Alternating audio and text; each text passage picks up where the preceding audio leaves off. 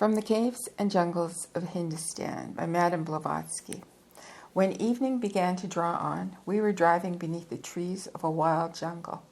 Arriving soon after at a large lake, we left the carriages. The shores were overgrown with reeds, not the reeds that answer our European notions, but rather such as Gulliver was likely to meet in his travels to Brobdingnag. The place was perfectly deserted, but we saw a boat fastened close to the land. We still had about an hour and a half of daylight before us, so we quietly sat down on some ruins and enjoyed the splendid view, while the servants of Thakur transported our bags, boxes, and bundles of rugs from the carriages to the ferry boat. Mr. Y was preparing to paint the picture before us, which indeed was charming. "Don't be in a hurry to take down this view," said Gulab Singh. "In half an hour we shall be on the islet, where the view is still lovelier. We may spend there the night and tomorrow morning as well." "I'm afraid it'll be too dark in an hour," said Mr. Y, opening his color box. "And as for tomorrow, we shall probably have to start very early." "Oh, no, there is not the slightest need to start early. We may even stay here part of the afternoon. From here to the railroad station, it's only 3 hours, and the train leaves for Jubulpur at 8 in the evening. And do you know," added the Thakur, smiling in his usual mysterious way, "I'm going to treat you to a concert. Tonight you shall be witness to a very interesting natural phenomenon connected with this island." We all picked up our ears with curiosity. "Do you mean that island there? And do you really think we must go?" asked the colonel. "Why should we not spend the night here, where we are so deliciously cool, and where the forest swarms with playful leopards, and the reeds shelter snug family patties?" No, oh gee. Let me start that sentence again. "Where the forest swarms with playful leopards, and the reeds shelter snug family parties of the serpent race. Were you going to say, Colonel?" interrupted Babu, with a broad grin. "Don't you admire this merry gathering, for instance? Look at them. There is the father, the mother, the aunts, the uncles, the children. I'm sure I could point even to a mother-in-law." Miss X looked in the direction that he indicated and shrieked till all the echoes of the forest groaned in answer. Not farther than 3 steps from her, there were at least 40 grown-up serpents and baby snakes. They amused themselves by practicing somersaults, coiled up and then straightened again, and interlaced their tails, presenting to our dilated eyes a picture of perfect innocence and primitive contentment. Miss X could stand it no longer and fled to the carriage, whence she showed a pale, horrified face. The Thakur, who had arranged himself comfortably beside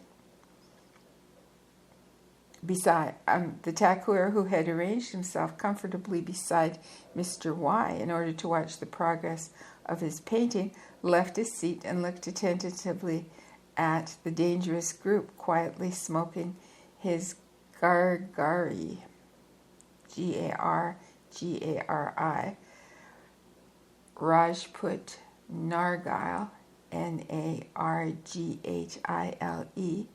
the while.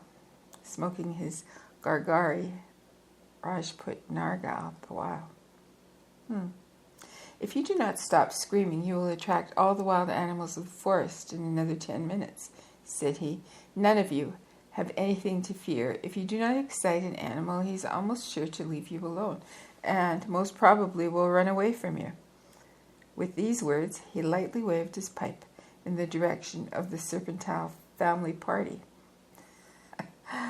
A thunderbolt falling in their midst could not have been more effectual. The whole living mass looked stunned for a moment, and then rapidly disappeared among the reeds with loud hissing and rustling. "Now, this is pure mesmerism, I declare," said the colonel, of whom not a gesture of the Thakur was lost, on whom Not a gesture of the Thakur was lost. How did you do it, Gulab Singh? Where did you learn this science? They were simply frightened away by the sudden movement of my chibok, Chibook,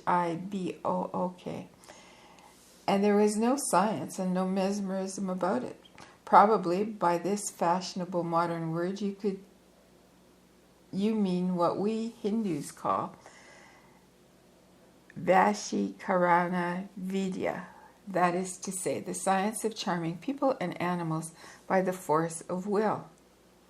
However, as I've already said, this has nothing to do with what I did. But you do not deny, do you, that you have studied this science and possess this gift? Of course I don't. Every Hindu of my sect is bound to study the mysteries of physiology and psychology, amongst other secrets left to us by our ancestors. But what of that? I am very much afraid, my dear Colonel, said the Thakur with a quiet smile, that you are rather inclined to view the simplest of my acts through a mystical prism. Narayan has been telling you all kinds of things about me behind my back.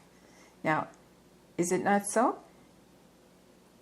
And he looked at Narayan, who sat at his feet with an indescribable mixture of fondness and reproof. The indescribable mixture... Now, the Deccan, Dekkan Colossus, the Deccan Colossus, dropped his eyes and remained silent. You have guessed rightly, absently answered Mr. Y, busy over his drawing apparatus.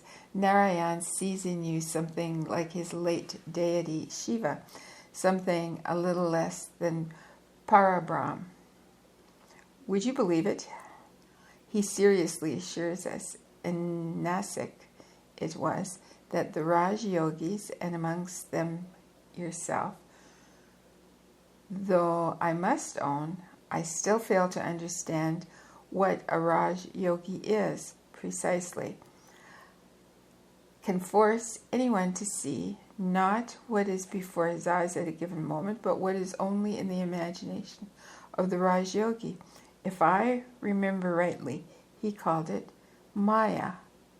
Now this seemed to me to be going a little too far. Well, you did not believe, of course, and laughed. You did not believe, of course, and laughed at Narayan? Asked the Thakur, fathoming with his eyes the dark green deeps of the lake. Not precisely, though I dare say I did just a little bit, went on Mr. Y, absently, being fully engrossed by the view and trying to fix his eyes on the most effective part of it. I dare say I am too skeptical on this kind of question. And, knowing Mr. Y as I do, said the Colonel, I can add, for my part, that even were any of these phenomena to happen to himself personally, he, like Dr. Carpenter, would doubt his own eyes rather than believe. What you say is a little bit exaggerated, but there is some truth in it. Maybe I would not trust myself in such an occurrence, and I'll tell you why. If I saw something that does not exist, or rather exists only for me, logic would intervene. However objective my vision may be, before believing in the materiality of a hallucination, I feel I am bound to doubt by my own senses insanity. Besides, what bosh all this is, as if I ever will allow myself to believe in the reality of a thing that I alone saw, which belief implies also the admission of someone else governing and dominating, for the time being, my optical nerves as well as my brains. However, there are any number of people who do not doubt because they have had proof that this phenomena really occurs, remarked the Thakur in a careless tone, which showed me he had not the slightest desire to insist upon this topic. However, this remark only increased Mr. Y's excitement. No doubt there are, he exclaimed, but what does that prove? Besides them, there are equal numbers of people who believe in the materialization of spirits, but But do me the kindness of not including me amongst them. Don't you believe in animal magnetism? To a certain extent, I do. If a person suffering from some contagious illness can influence a person in good health and make him ill, in his turn, I suppose, someone else's overflow of health can also affect the sick person and perhaps cure him. But between physiological contagion and mesmeric influence, there is a great gulf, and I don't feel inclined to cross the gulf on the grounds of blind faith. It is perfectly possible that there are instances of thought transference in cases of somnambulism, epilepsy, trance. I do not positively deny it, though I am very doubtful. Mediums and clairvoyants are a sickly lot as a rule. But I bet you anything a healthy man in perfectly normal conditions is not influenced by tricks of mesmerists. I should like to see a magnetizer or even a Raj Yogi inducing me to obey his will. Now, my dear fellow, you really ought not speak so rashly, said the colonel, who till then had not taken any part in the discussion. Ought I not? Don't take it into your head that it is merely boastful on my part. I guarantee a failure in my case, simply because every renowned European mesmerist has tried his luck with me without any result, and that is why I defy the whole lot of them to try again, and feel perfectly safe about it, and why a Hindi Raj Yogi should succeed where the strongest of European mesmerists failed, I do not quite see. Mr. Y was growing altogether too excited, and the Thakur dropped the subject and talked of something else. For my part, I also feel inclined to deviate once more from my subject and give some necessary explanations. Miss X accepted. None of our party had ever been numbered among the spiritualists, least of all Mr. Y. We, Theosophists, did not believe in the playfulness of departed spirits, though we admitted the possibility of some mediumistic phenomena, while totally disagreeing with the spiritualist as to the cause and the point of view. Refusing to believe in the interference and even presence of the spirits in the so-called spiritualistic phenomena, we nevertheless believe in the living spirit of man. We believe in the omnipotence of the spirit and in its natural, though benumbed, capacities.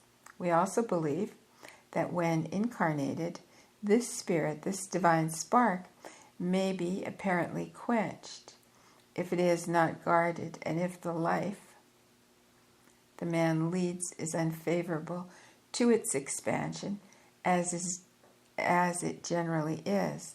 But on the other hand, our conviction that human beings can develop their potential spiritual powers, that if they do, no phenomenon will be impossible for their liberated wills, and that they will perform what in the eyes of the uninitiated will be much more wondrous than the materialized forms of the spiritualists.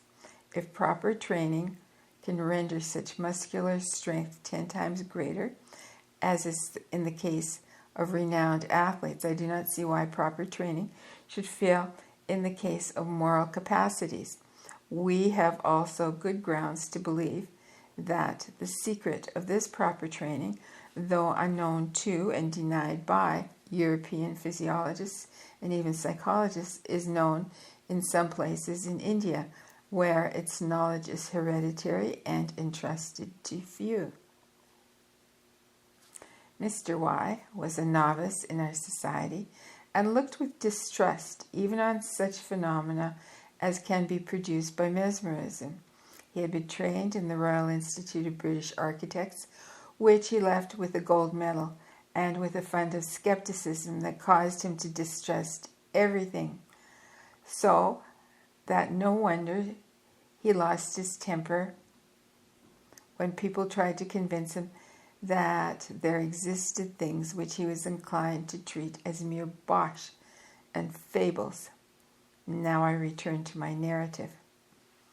The Babu and Mulji left us to help the servants transport our luggage to the ferry boat. The remainder of the party had grown very quiet and silent. Miss X dozed peacefully in the carriage, forgetting her recent fright.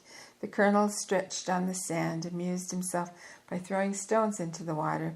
Narayan sat motionless with his hands round his knees, plunged as usual in the mute contemplation of Gulab Lal Singh. Mr. Y sketched hurriedly and diligently, only raising his head from time to time to glance at the opposite shore and knitting his brow in a preoccupied way. The Thakur went on smoking, and as for me, I sat on my folding chair looking lazily at everything round me, till my eyes rested on Gulab Singh and were fixed as if by a spell. Who and what is this mysterious Hindu, I wondered, in my uncertain thoughts. Who is this man who unites in himself two such distinct personalities, the one exterior kept for strangers, for the world in general, the other interior, moral and spiritual, shown only to a few intimate friends? But even these intimate friends, do they know much beyond what is generally known? And what do they know? They see in him a Hindu who differs very little from the rest of educated natives, perhaps only in his perfect contempt for the social conventions of India and the demands of Western civilization. And that is all, unless I add that he is known in central India as a sufficiently wealthy man, and a Thakur, a feudal chieftain of a Raj, one of the hundreds of similar Rajas. Besides, he is a true friend of ours who offers us his protection in our travels and volunteered to play the mediator between us and the suspicious, uncommunicative Hindus. Beyond all this, we know absolutely nothing about him. It is true, though, that I know a little more than the others, but I have promised silence, and silent I shall be. But the little I know is so strange, so unusual, that it is more like a dream than like a reality. A good while ago, more than 27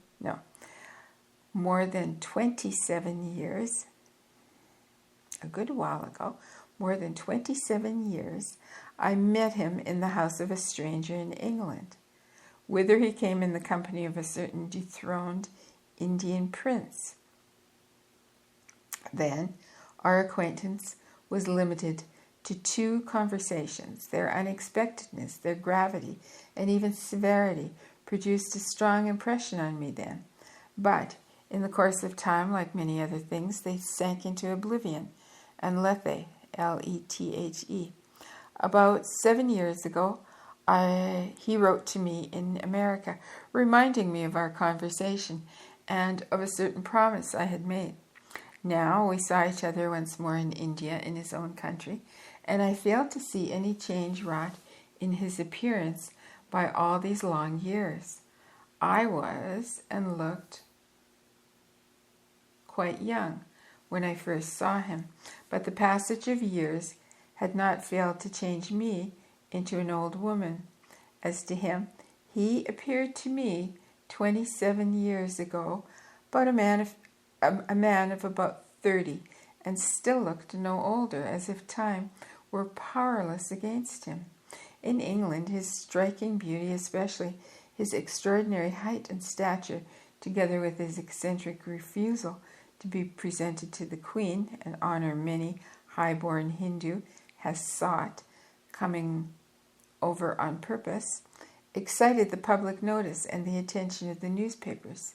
The newspaper men of those days, when the influence of Byron was still great, discussed the wild Rajput with untiring pens, calling him Raja Misanthrope and Prince Jalma Samson, and inventing fables about him all the time, that he stayed in England. All this taken together was well calculated to fill me with consuming curiosity and to absorb my thoughts, till I forgot every exterior circumstance, sitting and staring at him in no wise less intensity than Narayan.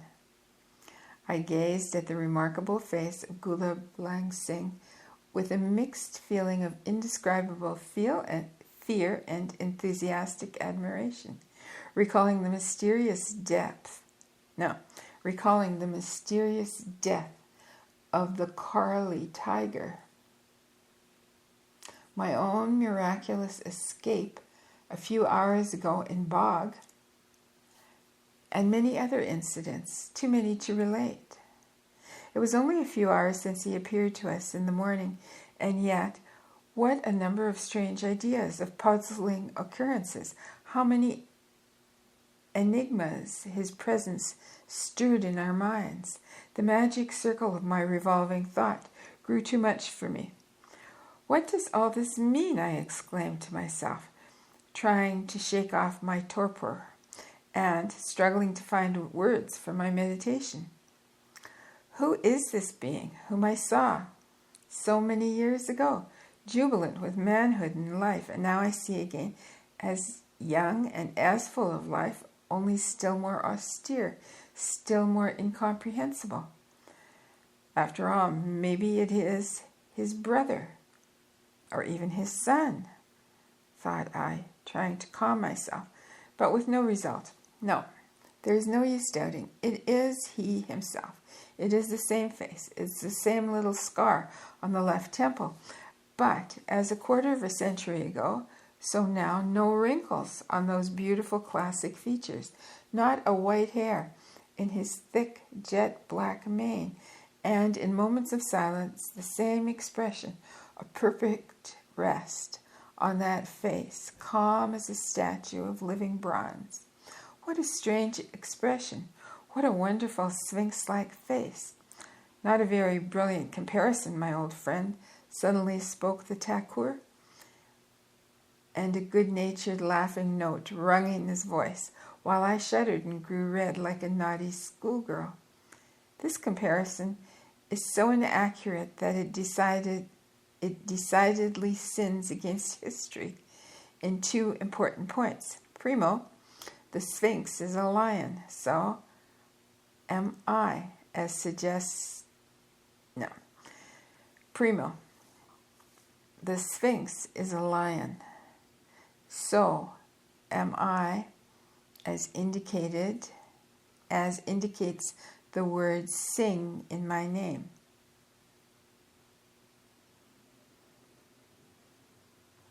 But the Sphinx is winged, and I am not.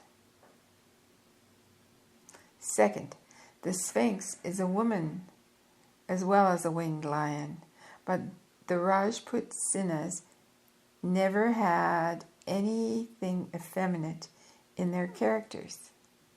Besides, the Sphinx is the daughter of Chimera, or Echidna, Echidna, who were neither beautiful nor good, and so you might have chosen a more flattering and less inaccurate comparison. I simply gasped in my utter confusion, and he gave vent to his merriment, which by no means relieved me. Shall I give you some good advice? Continued Gulab Singh, changing his tone for a more serious one. Don't trouble your head with such vain speculations. The day when this riddle yields its solution, the Rajput Sphinx will not seek destruction in the waves of the sea. But believe me, it won't bring any profit to the Russian Oedipus either. You already know every detail you will ever learn, so leave the rest to our respective fates. And he rose because the Babu and Mulji had informed us that the ferry boat was ready to start and were shouting, making signs for us to hasten. Let me finish, said Mr. Y. I have nearly done, just an additional touch or two. Let us see your work. Hand it around, insisted the Colonel and Miss X, who had just left her haven of refuge in the carriage and joined us, still half asleep. Mr. Y hurriedly added a few more touches to his drawing and then rose to collect his brushes and pencils. We glanced at his fresh, wet picture and opened our eyes in astonishment. There was no lake on it, no woody shores, no velvety evening mists that covered the distant island at this moment. Instead of all this, we saw a charming sea view. Thick clusters of shapely palm trees scattered over the chalky cliffs of the littoral, Littoral, a fortress-like bungalow with balconies and a flat roof, an elephant standing at its entrance, and a native boat on the crest of a foaming billow. "Now what is this view, sir?" wondered the colonel. "As if it was worth your while to sit in the sun and detain all of us to draw fancy pictures out of your own head." "What on earth are you talking about?" exclaimed Mr. Y. "Do you mean to say you do not recognize the lake?" Listen to him. The lake. Where is the lake, if you please? Were you asleep or what? By this time, all our party had gathered around the colonel, who held the drawing. Narayan uttered an exclamation and stood still, the very image of bewilderment past description. "I know the place," he said at last. "This is Dayribol. Dayribol. The country house of Thakur Sahib. I know it. Last year, during the famine, I lived there for 2 months." I was the first to grasp the meaning of it all, but something prevented me from speaking at once.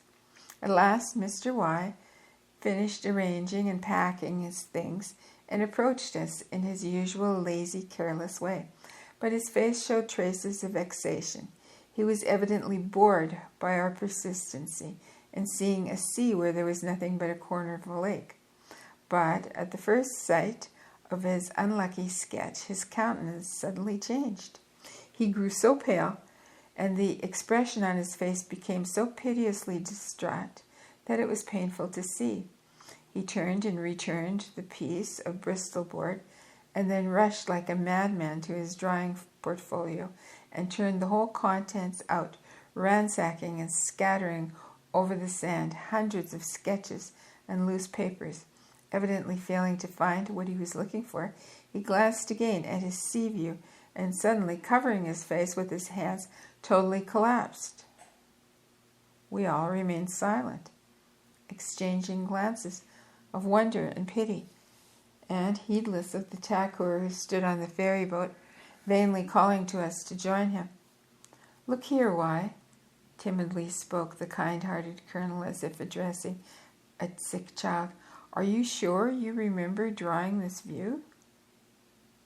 Mr. Y did not give any answer, as if gathering strength and thinking it over. After a few moments, he answered in a hoarse and tremulous tone, "Yes, I do remember. Of course I made this sketch. But I made it from nature. I painted only what I saw. And it is that very certainty that upsets me so." "But why should you be upset, my dear fellow? Collect yourself. What happened to you is neither shameful nor dreadful. It's only the result of temporary influence of one domain over another less powerful. You simply acted under biological influence, to use the expression of Dr. Carpenter." "That is exactly what I'm afraid of. I remember everything now. I've been busy over this view more than an hour. I saw it directly. I chose the spot, and seeing it all the while on the opposite shore, I could not suspect anything uncanny. I was perfectly conscious, or shall I say I fancied I was conscious of putting down on paper what every one of you had before your eyes. I had lost every notion of the place as I saw it before I began my sketch, and as I see it now. But how do you account for it? Good gracious! Am I to believe that these confounded Hindus really possess the mystery of this trick? I tell you, Colonel, I shall go mad if I don't understand it all." "No fear of that, Mr. Y," said Narayan, with a triumphant twinkle in his eyes. "You will simply lose the right to deny Yoga Vidya, the great ancient science of my country." Mr. Y did not answer him. He made an effort to calm his feelings, and he bravely stepped onto the ferry boat with a firm foot, and he sat down apart from all of us, obstinately looking at the large surface of the water around us, and struggling to seem his usual self. Miss X was the first to interpret the silence. "Ma chère," she said to me in a subdued but triumphant voice, "Ma chère, Monsieur Y deviendra vraiment un médium de première force." In moments of great excitement, she always addressed me in French. But I was too excited to control my feelings, and so I answered rather unkindly, "Please stop this nonsense, Miss X. You know I don't believe in spiritualism. Poor Mr. Y, was not he upset?" Receiving this rebuke and no sympathy from me, she could not think of anything better than drawing out the baboo, who, for a wonder, had managed to keep quiet till then. What do you say to all this? I, for one, am perfectly confident that no one but the disembodied soul of a great artist could have painted that lovely view. Who else is capable of such wonderful achievement? Why, the old gentleman in person. Confess that at the bottom of your soul you firmly believe that the Hindus worship devils. To be sure, it is some deity of ours of this kind that has had his august paw in the matter.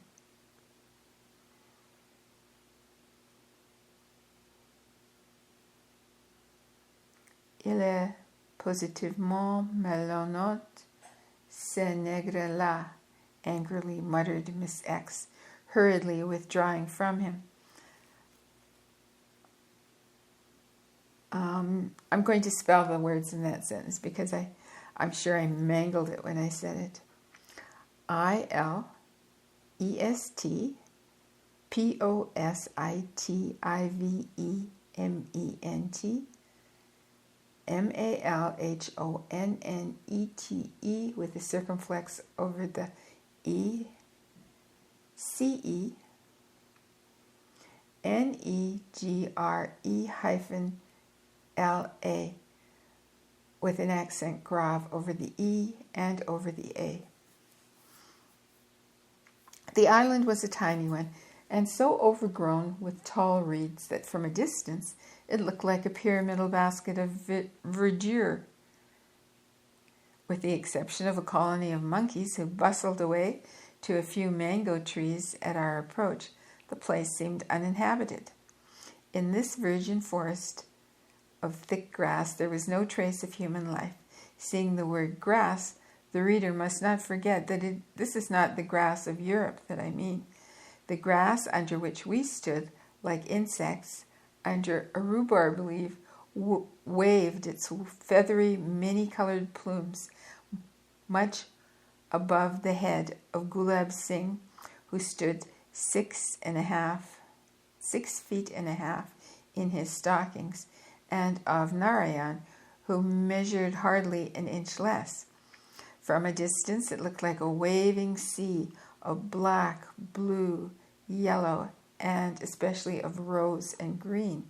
On landing we discovered that it consisted of separate thickets of bamboos, mixed up with the gigantic circa reeds, SIRKA, which rose as high as the tops of the mangoes. It's impossible to imagine anything prettier or more graceful than the bamboos and circas. The isolated tufts of bamboos show, in spite of their size, that they are nothing but grass, because the least gush of wind shakes them, and their green crests begin to nod like heads adorned with long ostrich plumes. There were some bamboos. They are 50 or 60 feet high. From time to time we heard a slight metallic rustle in the reeds, but none of us paid attention to it. Whilst our coolies and servants were busy clearing a place for our tents, pitching them and preparing the supper, we went to pay our respects to the monkeys, the true hosts of the place. Without exaggeration, there were at least 200. While preparing for their nightly rest, the monkeys behaved like decorous and well-behaved people, Every family chose a separate branch and defended it from the intrusion of strangers lodging on the same tree. But this defense never passed the limits of good manners and generally took the shape of threatening grimaces. There were many mothers with babies in their arms amongst them. Some of them treated their children tenderly and lifted them cautiously with perfectly human care. Others, less thoughtful, ran up and down, heedless of the child hanging at their breast, preoccupied with something, discussing something, and stopping every moment to quarrel with other monkey ladies, a true picture of the chatty old gossips on a market day, repeated in the animal kingdom. The bachelors, kept apart, absorbed in their athletic exercises, performed for the most part with the ends of their tails. One of them especially attracted our attention by dividing his amusement between saut Peru, S-A-U-T-S, P-E-R-I-L-L-E-U-X,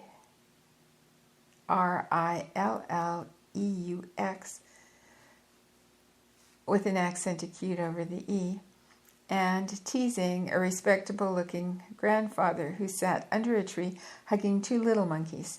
Swinging backward and forward from the branch, the bachelor jumped at him, bit his ear playfully, and made faces at him, chattering all the time. We cautiously passed from one tree to another, afraid of frightening them away, but evidently the years spent by them with the fakirs who left the island only a year ago had accustomed them to human society. They were sacred monkeys, as we learned, and so they had nothing to fear from men. They showed no signs of alarm at our approach, and having received our greeting, and some of them a piece of sugar cane, then calmly stayed on their branch thrones, crossing their arms and looking at us with a good deal of dignified contempt in their intelligent hazel eyes. The sun had set, and we were told that supper was ready. We all turned homewards except the babu. The main feature of his character in the eyes of the orthodox Hindus being a tendency to blasphemy. He could never resist the temptation to justify their opinion of him. Climbing up a high branch, he crouched there, imitating every gesture of the monkeys and answering their threatening grimaces with still uglier ones, to the unconcealed disgust of our pious coolies. As the last golden ray disappeared on the horizon, a gauze-like veil of pale lilac fell over the world. But as every moment decreased the transparency of this tropical twilight, the tint gradually lost its softness and became darker and darker. It looked as if an invisible painter unceasingly moved his gigantic brush, swiftly laid one coat of paint over another, ever changing the exquisite background of violet. The phosphorus candles of the fireflies began to twinkle here and there, shining brightly against the black trunks of the trees, and lost again on the silvery background of opalescent evening sky. But in a few minutes, more thousands of these living sparks, precursors of the Queen Night, played around us, pouring like a golden cascade over the trees and dancing in the air above the grass and the dark lake. And behold, here is the Queen in person. Noiselessly descending upon earth, she reassumes her rights. With her approach, rest and peace spread over us. Her cool breath calms the activities of the day. Like a fond mother, she sings a lullaby to nature, lovingly wrapping her in a soft black mantle. And when everything is asleep, she watches over nature's dozing powers till the first streaks of dawn. Nature sleeps, but man is awake to be witness to the beauties of this solemn evening hour. Sitting round the fire, we talked, lowering our voices as if afraid of awakening night. We were only 6, the Colonel, the 4 Hindus, and myself, because Mr. Y and Miss X could not resist the fatigue of the day and had gone to sleep directly after supper. Snugly sheltered by the high grass, we had not the heart to spend this magnificent night in prosaic sleeping. Besides, we were waiting for the concert. concert in quotes, which the Thakur had promised us. Be patient, he said, the musicians will not appear before the moon rises. The fickle goddess was late. She kept us waiting till after 10 o'clock, just before her arrival, when the horizon began to grow perceptibly brighter, and the opposite shore to assume a milky silvery tint. A sudden wind rose. The waves that had gone quietly to sleep at the feet of the gigantic reeds awoke and tossed uneasily till the reeds swayed their feathery heads and murmured to each other as if taking counsel together about something that was going to happen. Suddenly, in the general stillness and silence, we heard again the same musical notes which we had passed unheeded when we first reached the island, as if a whole orchestra were trying their musical instruments before playing some great composition. All around us and over us all around us and over our heads vibrated strings of violins and thrilled the separate notes of a flute. In a few moments came another gust of wind, tearing through the reeds, and the whole island resounded with the strains of hundreds of Eloian harps. And suddenly there began a wild, unceasing symphony. It swelled in the surrounding woods, filling the air with an indescribable melody. Sad and solemn were its prolonged strains.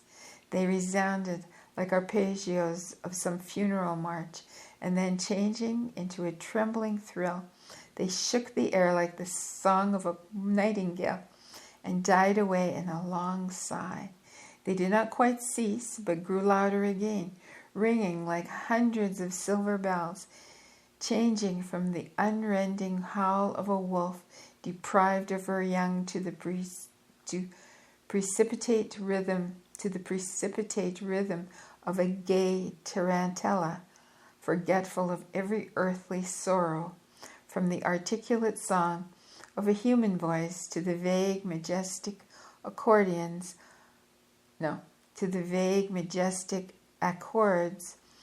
of a violoncella.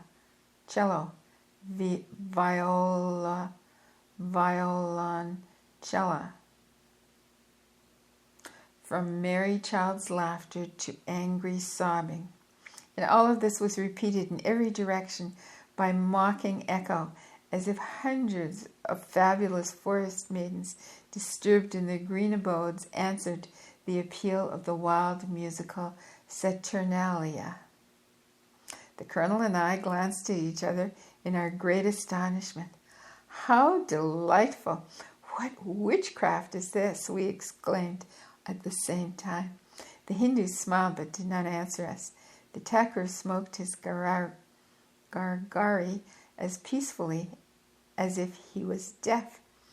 There was a short interval, after which the invisible orchestra started again with renewed energy. The sounds poured and rolled in unrestrainable, overwhelming waves. We had never heard anything like this. Inconceivable wonder. Listen!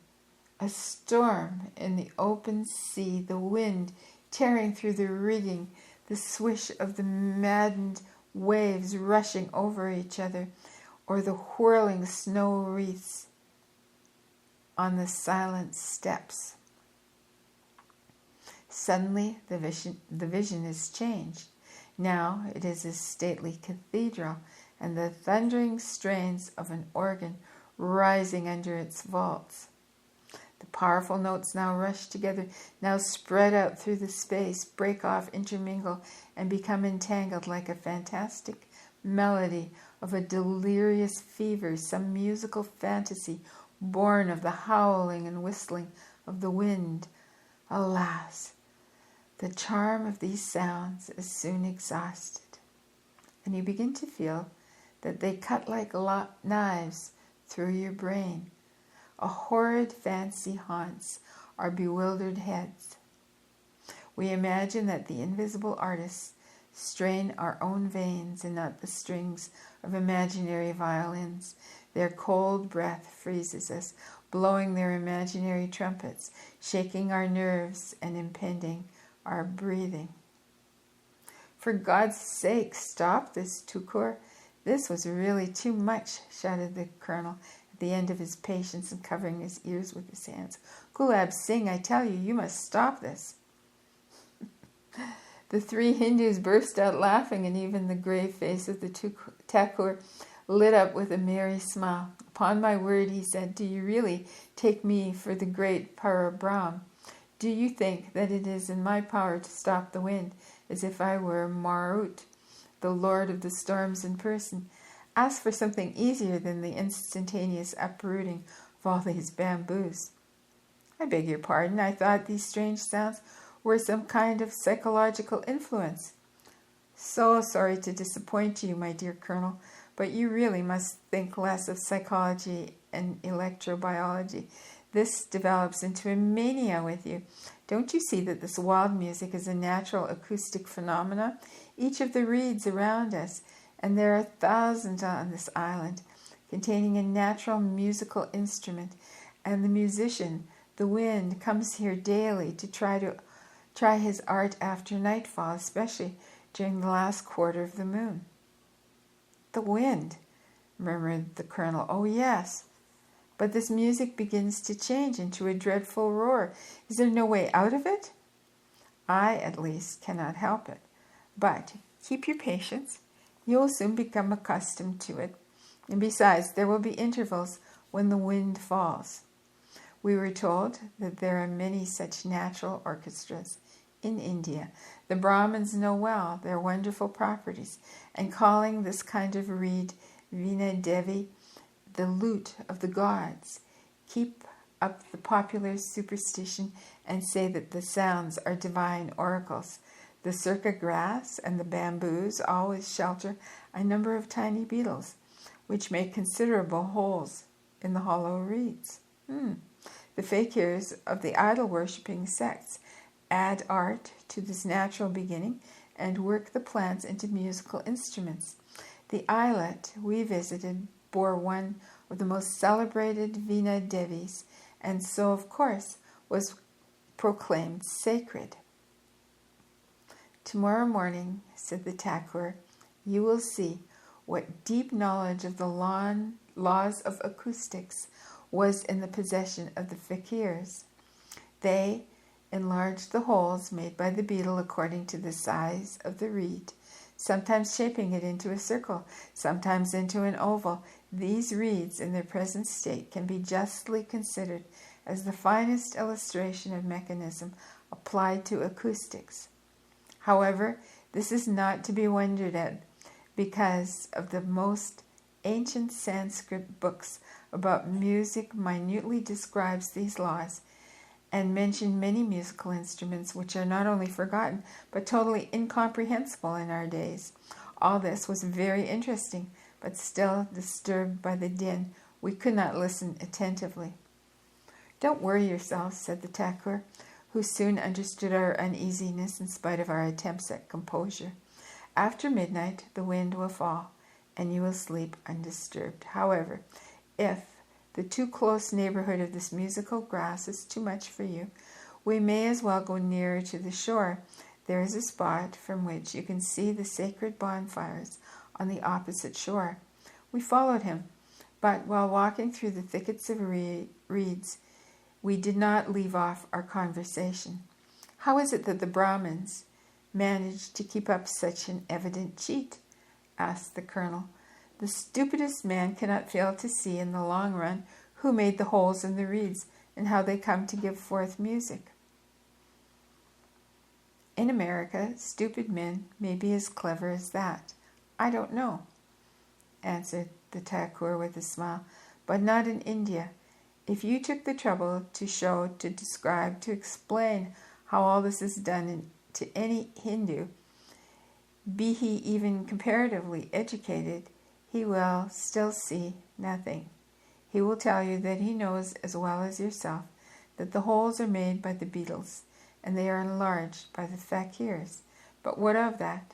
The beetle in his eyes is no ordinary beetle, but one of the gods incarnated in the insect for this special purpose. And the fakir is a holy ascetic who has acted, in this case, by the order of the same God. That will be all you will ever get out of him. Fanaticism and superstition took centuries to develop in the masses, and now they are as strong as a necessary physiological function. Kill these two, and the crowd will have its eyes open and will see the truth, but not before. As to the Brahmins, India would have been very fortunate if everything they had done were as harmless. Let the crowds adore the muse and the spirit of harmony. This adoration is not so very wicked after all. The Babu told us that in Dehradun, Dehra-dun, this kind of reed is planted on both sides of the central street, which is more than a mile long. The buildings prevent the free action of the wind, and so the sounds are heard only in time of east wind, which is very rare. A year ago, Swami Dayanand happened to camp off Dehradun. Crowds of people gathered round him every evening. One day he delivered a very powerful sermon against superstition. Tired out by this long, energetic speech, and besides being a little unwell, the Swami sat down on his carpet and shut his eyes to rest as soon as the sermon was finished. But the crowd, seeing him so unusually quiet and silent, all at once imagined that his soul, abandoning him in this prostration, entered the reeds, and that had begun to sing their fantastical rhapsody, and now was conversing with the gods through the bamboos. Many a pious man in this gathering, anxious to show the teacher in what fullness they grasped his teaching, and how deep was their respect for him personally, knelt down before the singing reeds and performed a most ardent puja. What did the Swami say to that? He did not say anything. Your question shows that you do not know our Swami yet, laughed Babu. He simply jumped to his feet and uprooted the first sacred reed on his way, gave such a lively European bakshish, in brackets, thrashing, to the pious puja makers, that they instantly took to their heels. The Swami ran after them for a whole mile, giving it hot to everyone in his way. He is wonderfully strong, is our Swami, and no friend to useless talk, I can tell you. But it seems to me, said the colonel, that it is not the right way to convert crowds. Dispersing and frightening is not converting. Not a bit of it. The masses of our nation require peculiar treatment. Let me tell you the end of this story. Disappointed with the effect of his teachings on the inhabitants of Dehradun, Dayanand Sarawati went to Patna, some 35 or 45 miles from here. And before he'd even rested from the fatigues of his journey, he had to receive a deputation from Dehradun, who sat on their knees, entreated him to come back. The leaders of this deputation had their backs covered with bruises made by the bamboo of the Swami. They brought him back with no end of pomp, mounting him on an elephant and spreading flowers along the road. Once in Dehradun, he immediately proceeded to found a samaj, a society, as you would say, and the Dehradun Arya Samaj now counts at least 200 members who have renounced idol worship and superstition forever. I was present, said Mulji, 2 years ago at Benares, when Dayanand broke to pieces about 100 idols at the bazaar, and the same stick served him to beat a Brahmin with. He caught the latter in the hollow idol of a huge Shiva. The Brahmin was sitting quietly there talking to his devotees in the name and, so to speak, with the voice of Shiva, asking money for a new suit of clothes the idol wanted. Is it possible that the Swami had not to pay for this new achievement of his? Oh, yes.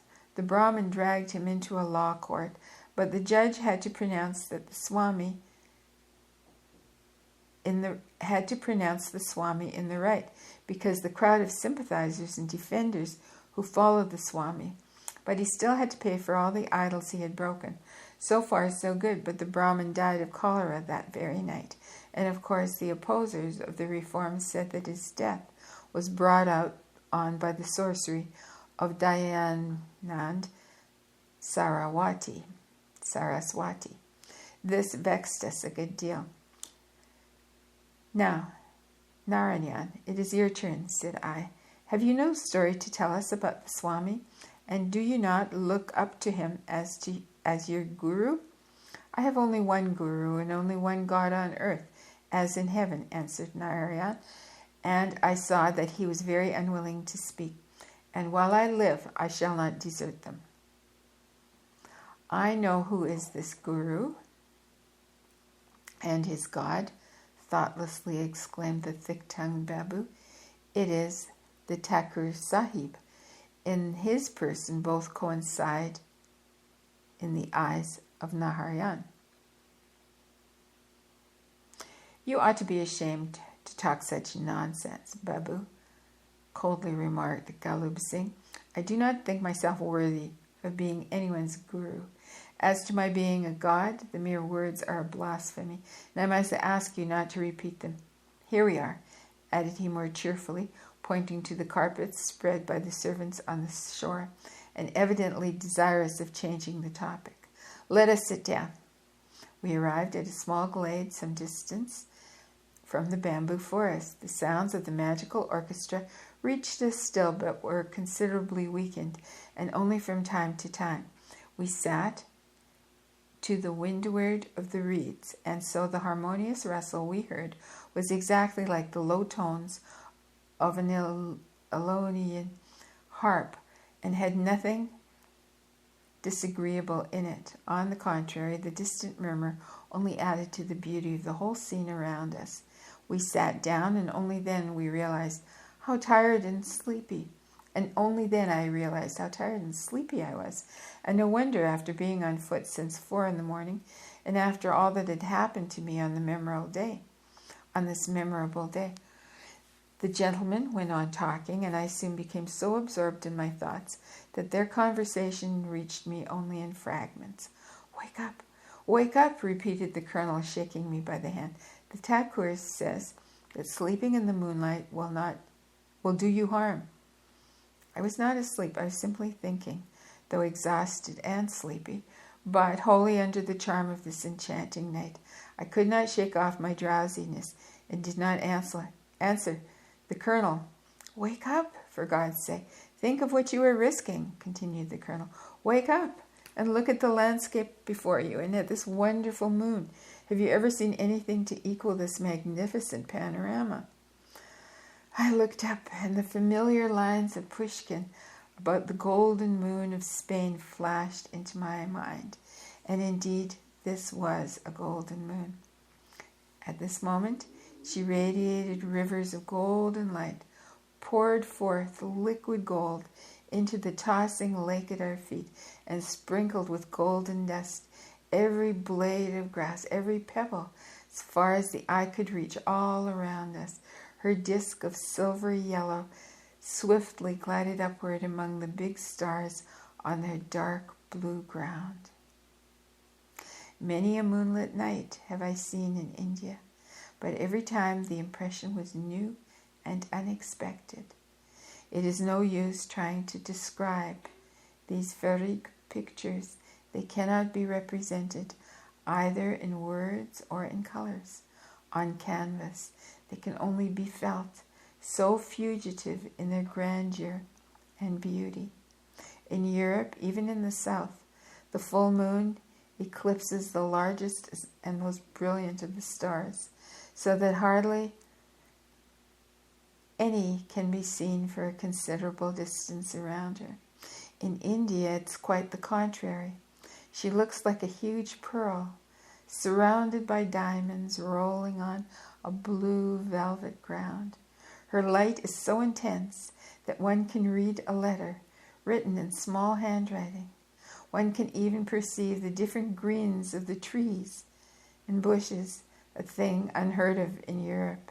The effect of the moon is especially charming on tall palm trees, and from the first moment of her appearance, her rays glide over the tree downward, beginning with the feathery crests, and then lighting up the scales of the trunk, and descending lower and lower, till the whole palm is literally bathing in a sea of light. Without any metaphor, the surface of the leaves seemed to tremble in liquid silver all night long, whereas their under surfaces seem blacker and softer than black velvet. But woe to the thoughtless novice, woe to the mortal who gazes at the Indian moon with his head uncovered. It's very dangerous not only to sleep under, but even to gaze at the chaste Indian Diana. Fits of epilepsy, madness, and death are the punishments wrought by her treacherous arrows on the modern Ekdian, who dares to contemplate the cruel daughter of Latona in her full beauty. The Hindus never go out in the moonlight without their turbans or pagris, Pagris. Even our invulnerable Babu always wore a kind of white cap during the night. As soon as the reeds concert reaches its height and the inhabitants of the neighbors hear the distant voices of the gods, whole villages flock together to the bank of the lake, light bonfires, and perform their pujas. The fires lit up one after another, and the black silhouettes of the worshippers moved about on the opposite shore. Their sacred songs and loud exclamations, Hari Hari Mahadeva, resounded with a strange loudness and a wild emphasis in the pure air of the night. And the reeds, shaken in the wind, answered them with tender musical phrases. The whole stirred a vague feeling of uneasiness in my soul. A strange intoxication crept gradually over me, and in this enchanting place, the idol worship of these passionate, poetic souls sunk in dark ignorance seemed more intelligible and less repulsive.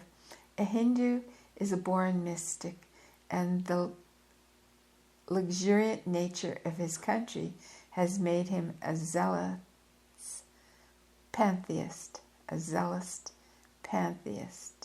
Sounds of Alguja, Alguja, a kind of Pandean pipe with 7 openings, struck our attention. Their music was wafted by the wind, quite distinctly from somewhere in the wood. They also started a whole family of monkeys in the trees. Over our heads. 2 or 3 monkeys carefully slipped down and looked around us as if waiting for something. What is this new Orpheus? To whose voice these monkeys answer? Asked I laughingly. Some fakir, probably. The Alguja is generally used to invite the sacred monkeys to their meals. The community of fakirs who once inhabited this island have removed an old pagoda in the forest.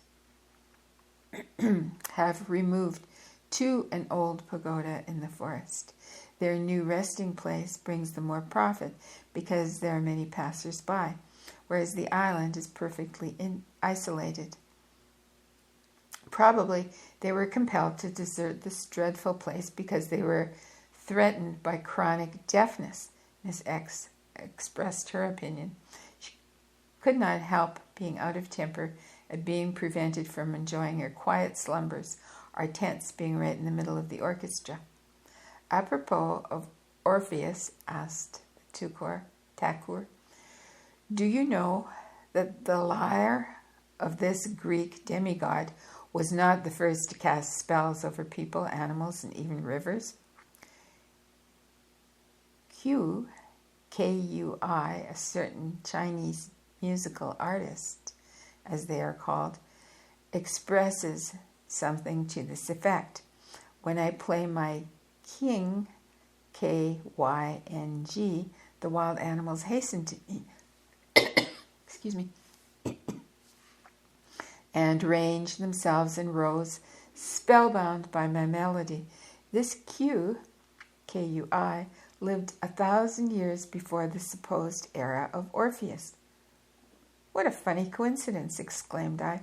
Q is the name of one of our best artists in St. Petersburg. Where did you read this? Oh, this is not a very rare piece of information. Some of your Western Orientalists have it in their books, and I personally found it in an ancient Sanskrit book translated from the Chinese in the 2nd century before your era. But the original is to be found in a very ancient work named The Preserver of the Five Chief Virtues. It is a kind of chronicle or treatise on the development of music in China. It was written by the order of the Emperor Hong Ti, Hoang -Tee, many hundreds of years before your era. Do you think, then, that the Chinese ever understood anything about music? Asked the colonel with an incredulous smile. In California and other places, I've heard some traveling artists of the Celestial Empire. While I think that kind of musical entertainment would drive anyone mad. Well, I think that kind of musical entertainment would drive anyone mad. That is exactly the opinion of many of your Western musicians on the subject of our ancient Aryan, as well as our modern Hindu music.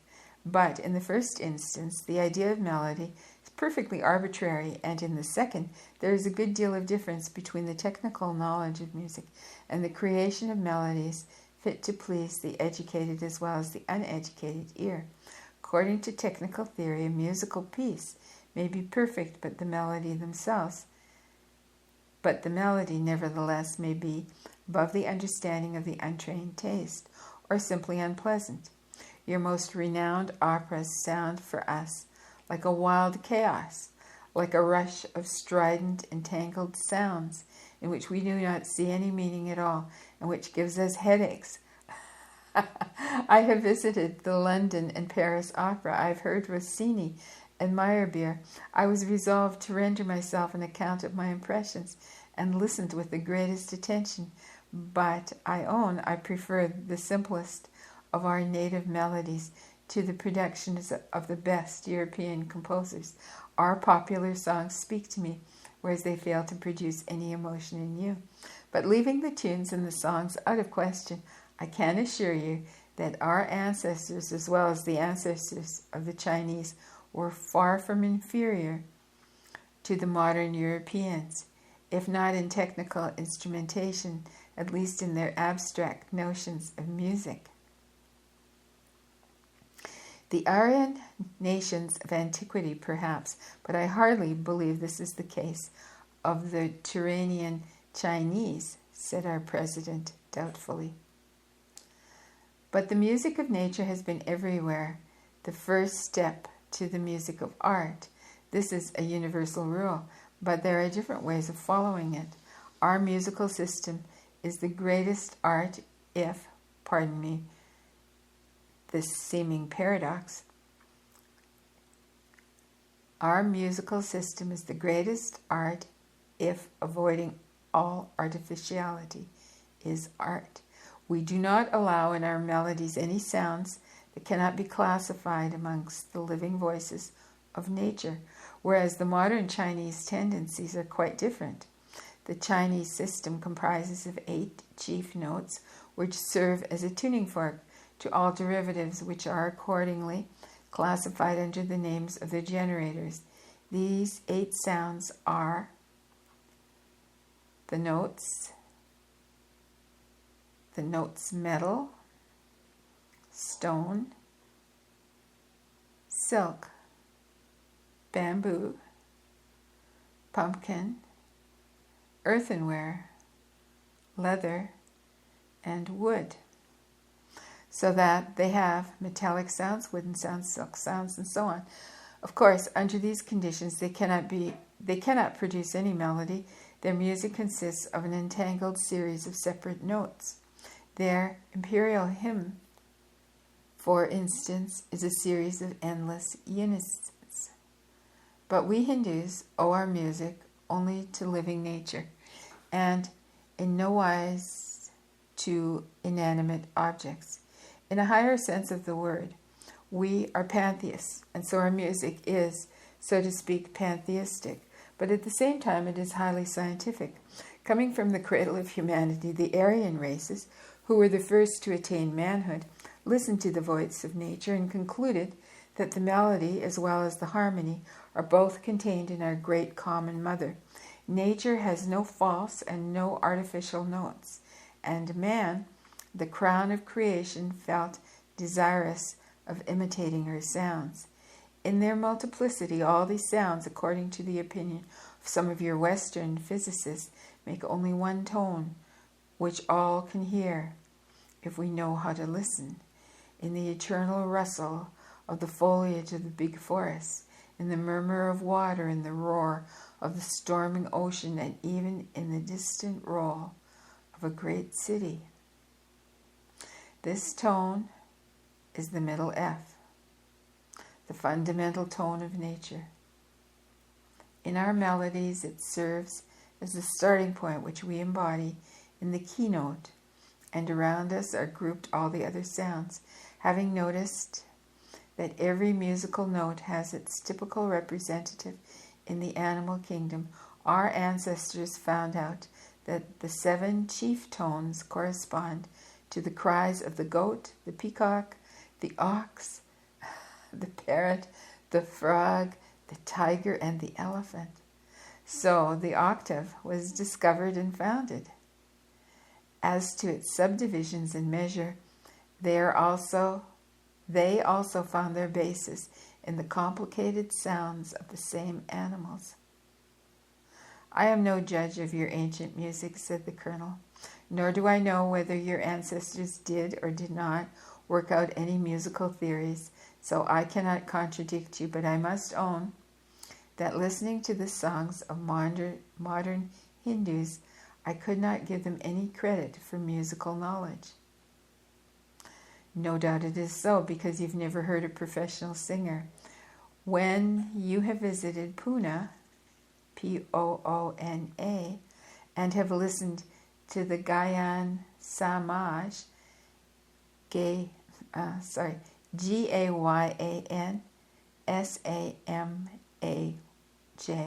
with a circumflex over the A. Listen to the Gayan Samaj. We shall resume our present conversation. The Gayan Samaj is a society whose aim is to restore the ancient national music. Gulab Lang Singh spoke in his usual calm voice, but the Babu was evidently burning to break forth for his country's honor, and at the same time he was afraid of offending his seniors by interrupting their conversation. At last he lost patience. You are unjust, Colonel, he exclaimed. The music of ancient Aryans is an antediluvian plant, no doubt, but nevertheless it's well worth studying and deserves every consideration. This is perfectly proved now by a compatriot of mine, the Raja Surendranath Tagore. He is a M.U.S. D. He has lots of decorations from all kinds of kings and emperors of Europe for his book about the music of Aryans. And, well, this man has proved as clear as daylight that ancient India has every right to be called the mother of music. Even the best musical critics of England say so. Every school, whether Italian, German, or Aryan, saw the light at a certain period, developed a certain climate, and in perfectly different circumstances. Every school has its characteristics and its peculiar charm, at least for its followers, and our school is no exception. You Europeans are trained in the melodies of the West and acquainted with Western schools of music, but our musical system, like many other things in India, is totally unknown to you. So you must not forgive my boldness, Colonel, when I say that you have no right to judge. Don't get so excited, Babu, said the Thakur. Everyone has a right, if not to discuss, then to ask questions about a new subject, otherwise no one would ever get any information. If Hindu music belonged to such an epoch, as little distant from us as the European, which you seem to suggest, Babu, in your hot haste, and if, besides it, included all the virtues of all the previous musical systems which European music assimilates, then no doubt it would have been better understood and better appreciated than it is. But our music belongs to prehistoric times. In one of our sarcophagi at Thebes, Thebes, Bruce found a harp of 20 strings, and judging by this instrument, we may safely say that the ancient inhabitants of Egypt were well acquainted with the mysteries of harmony. But, except the Egyptians, we were the only people possessing this art in the remote epochs, while the rest of mankind was still struggling with the elements for bare existence. We possess hundreds of Sanskrit MSS about music, which have never been translated even into modern Indian dialects. Some of them are 4,000 and 8,000 years old. Whatever your Orientalists may say to the contrary, we will persist in believing in their antiquity because we have read and studied them, while the European scientists have never yet set eyes on them. There are many of these musical treatises that they have been written, and they have been written in different epochs, but they all, without exception, show that in India, music was known and systematized in times when the modern civilized nations of Europe still lived like savages. However true all this does not give us the right to grow indignant when the Europeans say they do not like our music, as long as their ears are not accustomed to it and their minds cannot understand its spirit. To a certain extent, we can explain to you its technical character and give you a right idea of it as a science, but nobody can create in you, in a moment, what the Aryans used to call rakti, R-A-K-T-I, the capacity of the human soul to receive and to be moved by the combinations of the various sounds of nature. This capacity is the alpha and the omega of our musical system, but you do not possess it, as we do not possess the ability to fall into rapture over Bellini. But why should this be so? What are these mysterious virtues of your music, that they can be understood only by yourselves? Our skins are of different colors, but our organic mechanism is the same. In other words, the physiological combination of bones, blood, nerves, veins, and muscles, which form a Hindu, has as many parts combined exactly as the same model as the living mechanism known under the name of an American, an Englishman, or any other European. They come into the world from the same workshop of nature. They have the same beginning, the same end. From a physiological point of view, we are duplicates of each other. Physiologically, yes, and it would be as true psychologically if education did not interfere, which, after all is said and done, could not but influence the mental and the moral direction taken by any human being. Sometimes it extinguishes the divine spark. At other times it only increases it, transforming it into a lighthouse which becomes a man's lodestar for life. No doubt it is so, but the influence it has over the physiology of the ear cannot be so overpowering after all. Quite the contrary. Only remember what a strong influence climatic conditions, food, and everyday surroundings have on the complexion, vitality, capacity for reproduction, and so on, and you will see that you are mistaken. Apply the same law of gradual modification to the purely psychic elements in man, and the results will be the same. Change the education and you will change the capacity of a human being. For instance, you believe in the powers of gymnastics, and you believe that special exercise can almost transform the human body. We go one step higher. The experience of centuries shows that gymnastics exist for the soul as well as for the body. And what the soul gymnastics are is our secret. What it is that gives to the sailor the sight of an eagle, that endows the acrobat with the skill of a monkey, and the wrestler with muscles of iron. Practice and habit. Then why should not we suppose the same possibilities in the soul of the man as well as in his body? Perhaps on the grounds of modern science, which either dispenses with the soul altogether or does not acknowledge it in the life distinct from the life of the body. Please, do not speak to me in this way, Thakur. You at least ought to know that I believe in the soul and in its immortality. We believe in the immortality of spirit, not of soul. Following the triple division of body, soul, and spirit, however, this has nothing to do with the present discussion, and so you agree to the proposition that every dormant possibility of the soul may be led to perfected strength and activity by practice, and also that if not properly used, it may grow numb and even disappear altogether. Nature is so zealous that all her gifts should be used properly. That is in our power to develop or to kill our descendants in any physical or mental gift. Let me read that sentence again.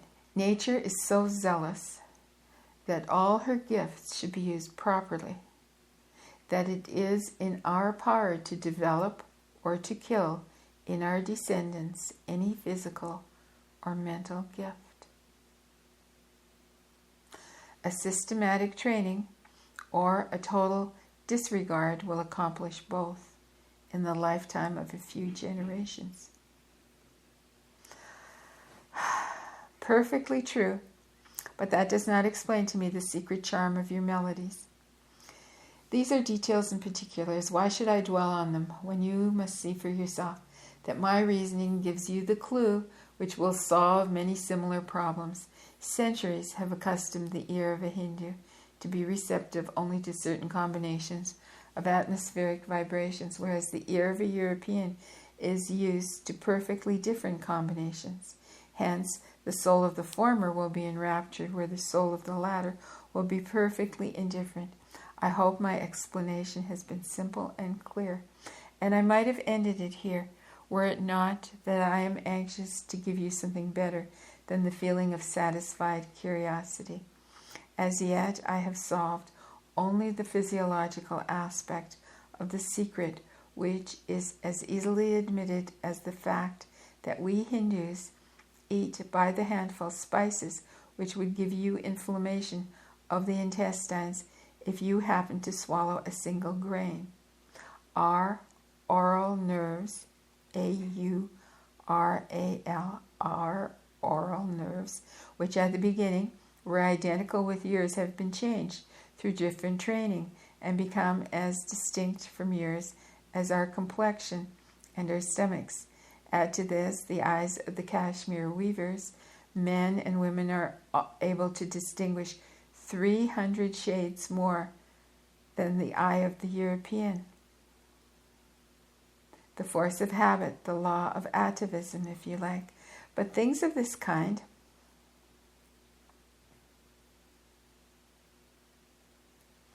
practically solve the apparent difficulty. You have come all the way from America to study the Hindus and their religion, but you never understand the latter. You will never understand the latter if you do not realize how closely all our sciences are related, not to the modern ignorant Brahmanism, of course, but to the philosophy of our primitive Vedic religion. I see. You mean that your music has something to do with the Vedas? Exactly. It has a good deal, almost everything to do with the Vedas. All the sounds of nature and in consequence of music are directly allied to astronomy and mathematics, that is to say, to the planets, the signs of the zodiac, the sun and moon, and to rotation and numbers. Above all, they depend on the Akasha, the ether of space, of the existence of which your scientists have not made perfectly sure as yet. This was the teaching of the ancient Chinese and Egyptians, as well as of the ancient Aryans. The doctrine of the music of the spheres first saw the light here in India, and not in Greece or Italy, whither it was brought by Pythagoras after he studied under the Indian gymnosophist.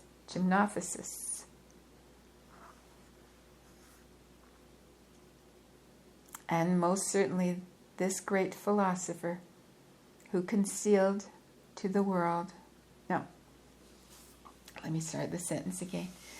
And almost certainly this great philosopher who revealed to the world the heliocentric system before Copernicus and Galileo knew better than anyone else how dependent are the least sounds in nature on Akasha and the interrelations.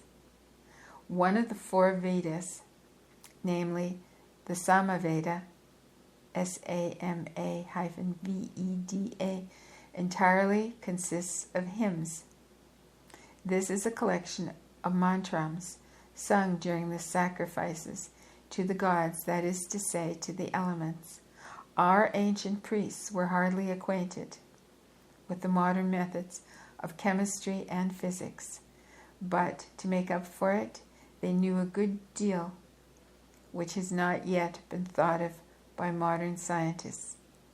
So it is not to be wondered at that sometimes our priests, so perfectly acquainted with natural sciences as they were, forced the elementary gods, or rather the blind forces of nature, to answer their prayers by various portents. Every sound of these mantrams has its meaning, its importance, and stands exactly where it ought to stand, and having a raison d'etre, it does not fail to produce its effect. Remember Professor Leslie, who says that the science of sound is the most subtle, the most unseizable, and the most complicated of all the series of physical sciences. And if ever this teaching was worked out to perfection, it was in the times of the rishis, our philosophers and saints, who led us to the Vedas. Now I think I begin to understand the origin of the mythological fables of the Greek antiquity, thoughtfully said the colonel. The syrinx of Pan, Syrinx, the syrinx of Pan, his pipe of 7 reeds, the fauns, the satyrs, the lyre of Orpheus himself. The ancient Greeks knew little about harmony and the rhythmical declamations of their dramas, which probably never reached the pathos of the simplest modern recitals, could hardly suggest to them the idea of the magic lyre of Orpheus. I feel strongly inclined to believe what was written by some of our greatest philologists. Orpheus must be an emigrant from India. His very name shows that even amongst the tawny Greeks he was remarkably dark. This was the opinion of Lempriere and others. Lempriere, accent grave, and others. Someday this opinion may become a certainty.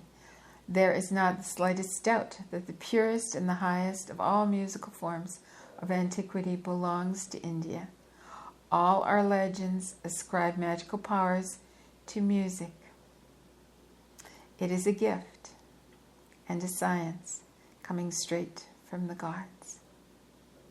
As a rule, we ascribe all our arts to divine revelation, but music stands at the head of everything else. The invention of the vina, V-I-N-A, circumflex over the I and over the A, a kind of lute, belongs to Narada, the son of Brahma.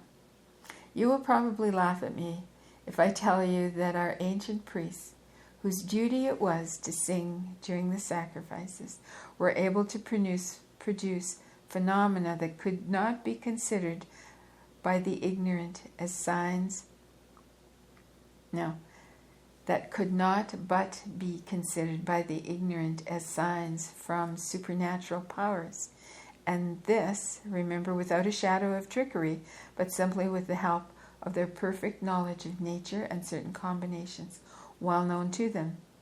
The phenomena produced by the priests and the Raj Yogis are perfectly natural for the initiate, however miraculous they may seem to the masses. But do you really mean that you have no faith whatever in the spirits of the dead? Timidly asked Miss X, who was always ill at ease in the presence of the Thakur. With your permission, I have none. And have you no regard for mediums? Still less than for the spirits, my dear lady. I do believe in the existence of many psychic diseases, and amongst their number, in mediumism, for which we have got a queer-sounding name from the immemorial. We call it Bhuta Dak, Bhuta-DAK,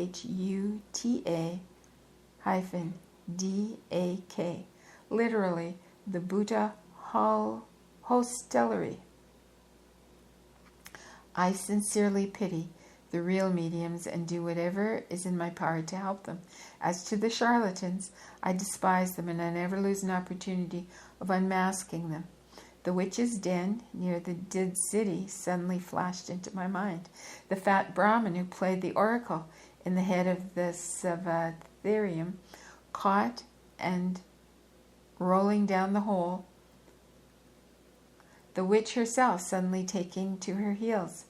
And with this recollection also occurred to me that I had never thought of something I had never thought of before. Narayan had acted under the orders of the Thakur, doing his best to expose the witch and her ally.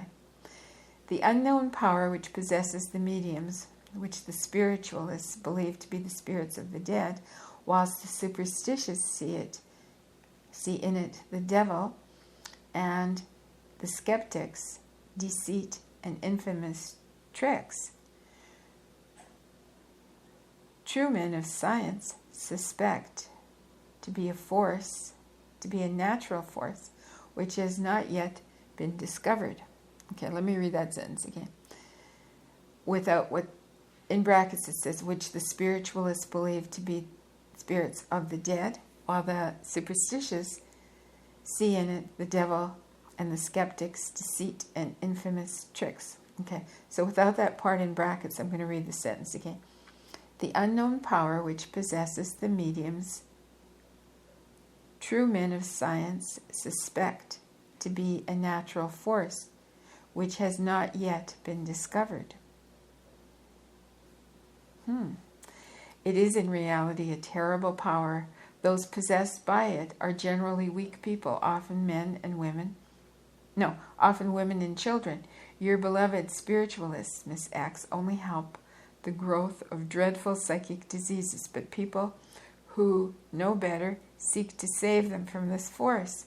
You know nothing about whatever, and it is no use discussing this matter now. I shall only add one word. The real living spirit of a human being is as free as Brahma, and even more than this for us. For according to our religion and our philosophy, our spirit is Brahma himself, higher than whom there is only the unknowable, the all-pervading, the omnipotent essence of Parabrahm. The living spirit of man cannot be ordered about like the spirits of the spiritualists. It cannot be made a slave of ...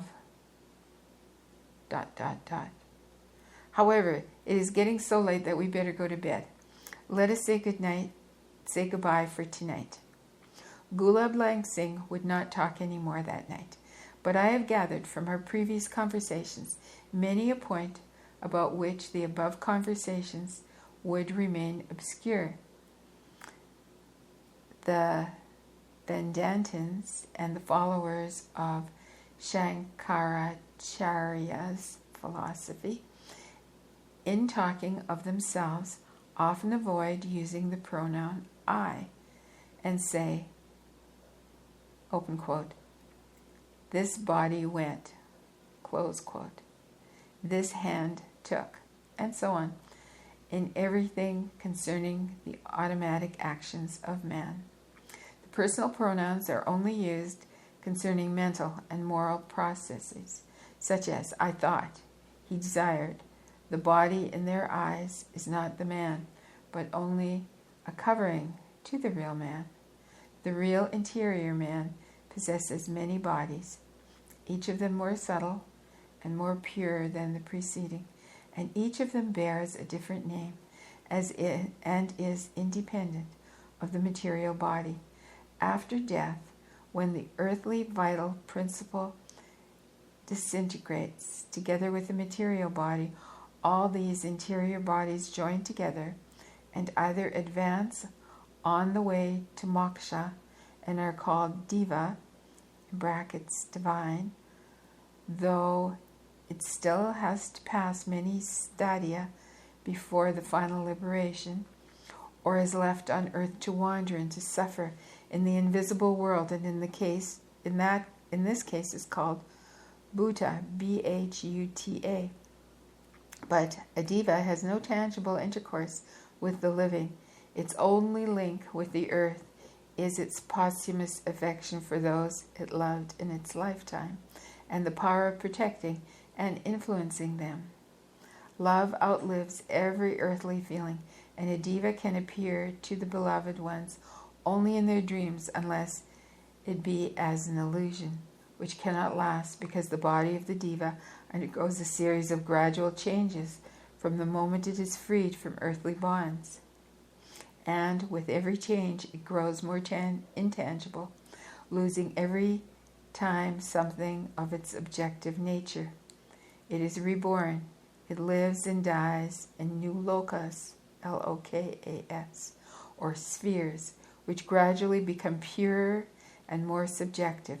At last, having got rid of every shadow of earthly thoughts and desires, it becomes nothing from a material point of view. It is extinguished like a flame, and having become one with Parabrahm, it lives the life of spirit, of which neither our material conception nor our language can give any idea.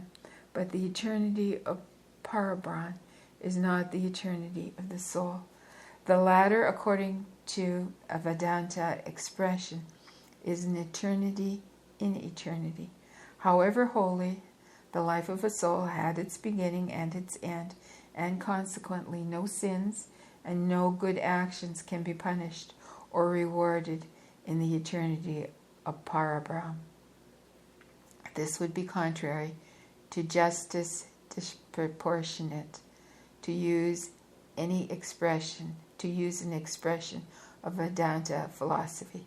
Spirit alone lives in eternity, and has neither beginning nor end, neither limits nor central point. The diva lives in Parabrahm as a drop in the ocean till the next regeneration of the universe from pralaya, Pralaya,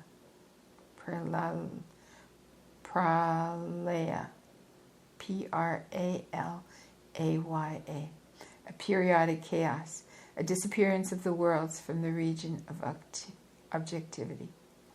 With every new Mahayuga, MAHA-YUGA,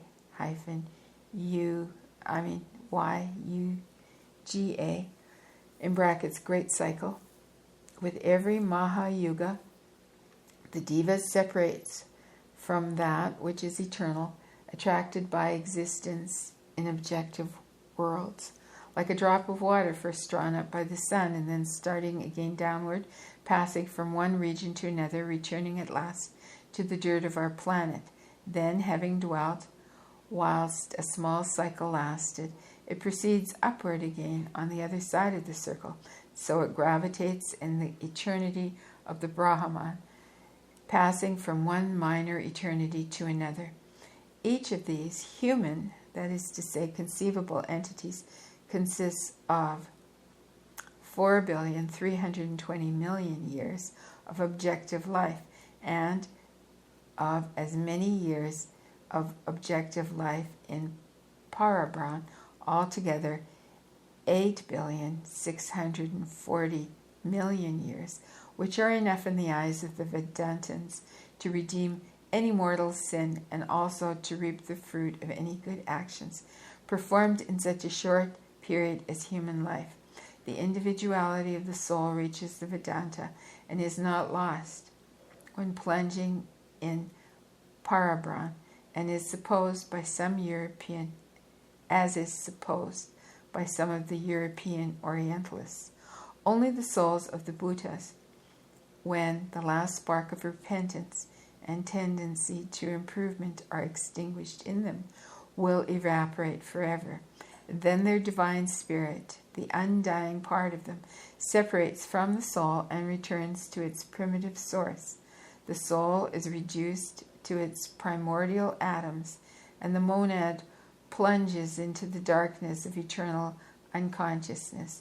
This is the only case of total destruction of personality. Such is the Vedanta teaching concerning the spiritual man, and this is why no true Hindu believes in the disembodied souls voluntarily returning to earth, except in the case of Buddhas.